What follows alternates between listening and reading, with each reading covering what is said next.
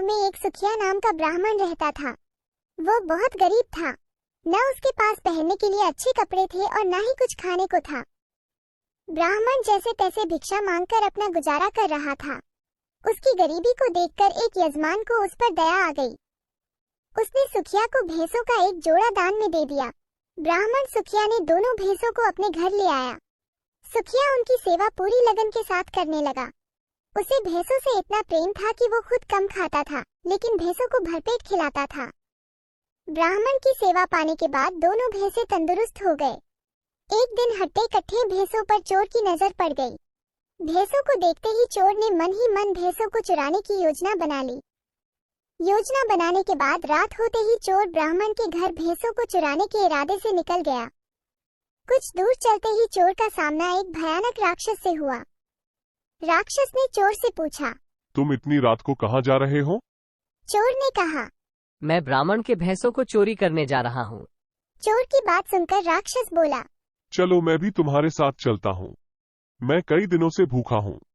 मैं उस ब्राह्मण को खाकर अपनी भूख शांत करूंगा और तुम उसके भैंसों को ले जाना। चोर के मन में हुआ कि रास्ते के लिए एक साथी भी हो जाएगा, तो इसे साथ ले जाने में कोई बुराई भी नहीं है। ये सोचकर चोर अपने साथ राक्षस को साथ लेकर ब्राह्मण के घर पहुंचा। ब्राह्मण के घर पहुंचकर राक्षस बोला, पहले मैं ब्राह्मण को खा लेता हूँ, उसके बाद तुम भैंसों को चुरा लेना।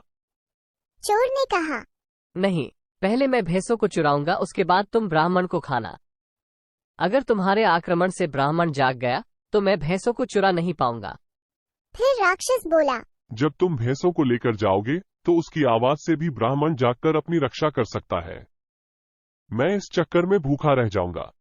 राक्षस और चोर दोनों इसी तरह बहस करते रहे। एक दूसरे की बात मानने को उनमें से कोई तैयार नहीं था। उसी बीच राक्षस और चोर की आवाज सुनकर ब्राह्मण जाग गया। ब्राह्मण को जागा देखकर जल्दी से चोर बोला, हे ब्राह्मण, देखो ये राक्षस आपको खाने आया है, लेकिन मैंने इससे आपको बचा लिया। इसने कई बार आपको खाने की कोशिश भी की, पर मैंने ऐसा होने नहीं दिया। चोर की बात सुनकर राक्षस ने भी तुरंत कहा, नहीं ब्राह्मण, मैं आपको खाने नहीं बल्कि आपके भैंसों की रक्षा करने के लिए यहाँ आया हूँ। ये चोर आपके भैंसों को चुराने आया था। दोनों की बात सुनकर ब्राह्मण को शक हुआ और ब्राह्मण ने फटाफट डंडा उठाया और दोनों को भगा दिया।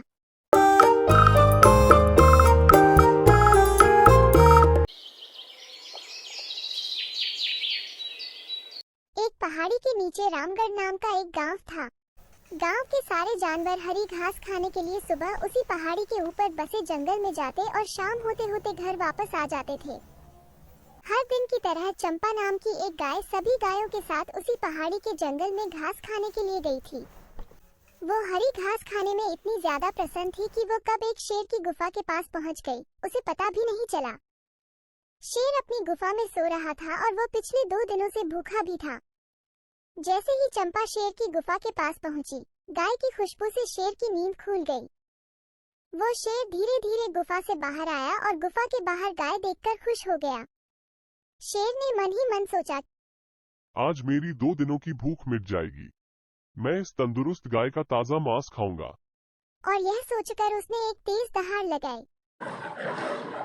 चंपा शेर की दहाड़ सुनकर डर जाती है। जब वह अपने आसपास देखती है तो वहां दूर दूर तक उसको कोई भी दूसरी गाय नहीं दिखी। जब वह हिम्मत करके पीछे मुड़ी तो उसे सामने शेर खड़ा हुआ दिखाई दिया। उस शेर ने चंपा को देखकर फिर से दहाड़ लगाई और चंपा से कहा, मुझे 2 दिनों से कोई शिकार नहीं मिल रहा था। मैं भूखा था। शायद इसलिए भगवान ने मेरा पेट भरने के लिए तुझे मेरे यहाँ पर भेजा है। आज मैं तुझे खाकर अपनी भूख मिटा लूंगा। शेर की बात सुनकर चंपा डर जाती है। वो रोते हुए शेर से कहती है, मुझे जाने दो, मुझे मत खाओ। मेरा एक छोटा बच्चा है जो अभी सिर्फ मेरा ही दूध पीता है और उसे घास खाना अभी तक नहीं आया है।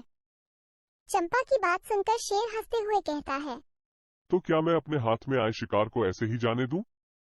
मैं तो आज तुझे खाकर अपनी 2 दिनों की भूख मिटाऊंगा। शेर के ऐसा कहने पर चंपा उसके सामने रोने लगी और विनती करते हुए कहती है, आज मुझे जाने दो। मैं आज अपने बछड़े को आखिरी बार दूध पिला दूंगी और उसे बहुत सारा प्यार करके कल सुबह होते ही तुम्हारे पास आ जाऊंगी। फिर तुम मुझे खा लेना और अपना भूखा पेट भर लेना।